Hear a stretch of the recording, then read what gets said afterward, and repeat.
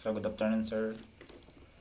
So yung activity for today is ito, student data warehouse. So it's already pre-made, as you can see, but I did it myself.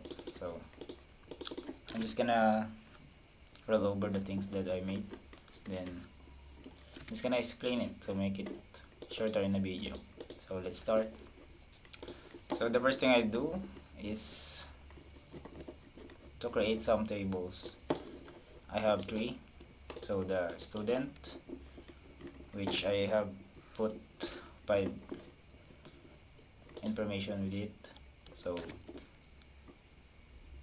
with the 3 field names, which is full name, course, year, level. So there are already 5 data.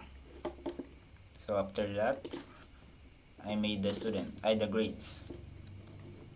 So same thing, but for now this has 5 fields,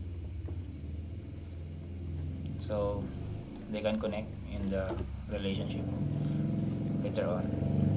Then the last is the subjects. So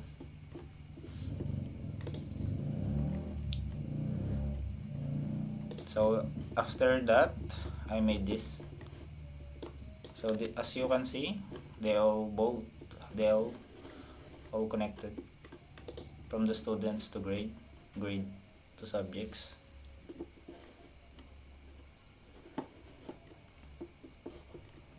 Then after that, I made that 2 queries, which is this and this. High performing students, then the student performance. So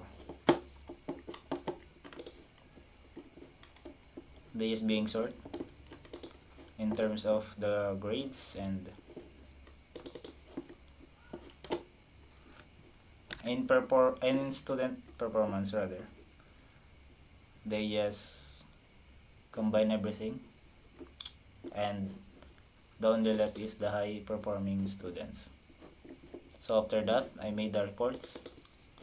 So this can be printed, and these are the student performance, or rather the high performance student. So that's it.